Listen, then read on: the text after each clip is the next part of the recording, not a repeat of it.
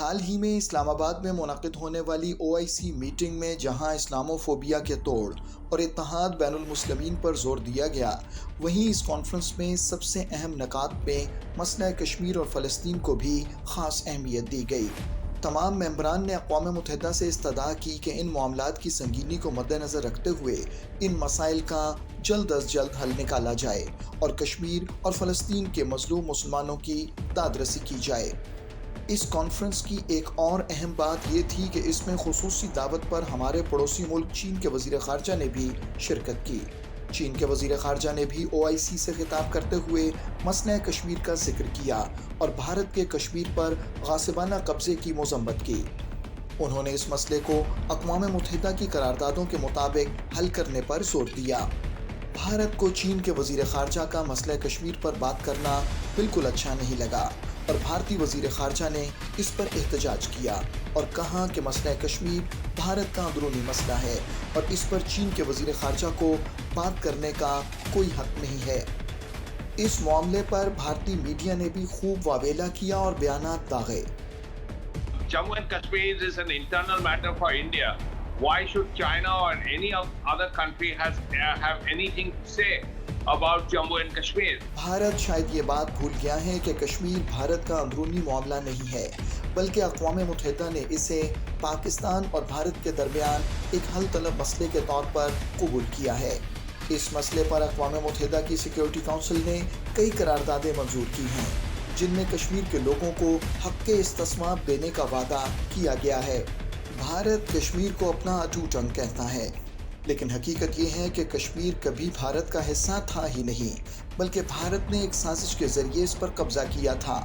اس بات کا اعتراف انڈین نیشنل کانگریس کے رہنما کپل سبل نے بھارتی پارلیمنٹ میں کیا۔ مجھے یاد ہے، اتہاس کی بات ہے کہ ہم سمجھتے ہیں کہ پنڈت نہرو جی کی وجہ سے کشمیر ہمارے پکش میں آیا۔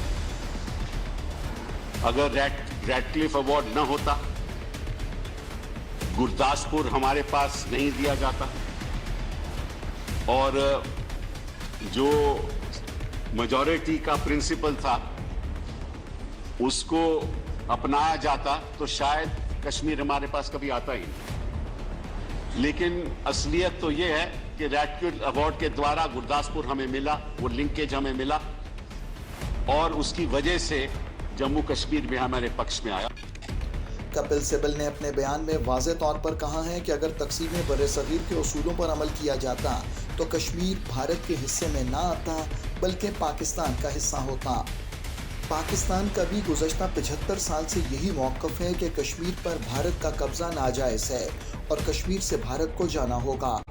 یہی وجہ ہے کہ پاکستان ہر فورم پر مسئلہ کشمیر کو اجاگر کرتا ہے اور مظلوم کشمیریوں کی آواز کو دنیا تک پہنچاتا ہے۔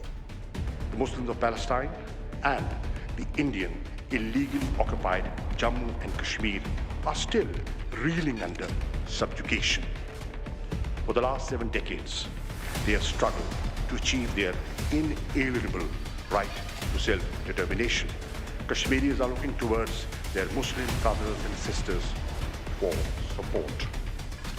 India's violence against Muslims is not limited to IIOJK.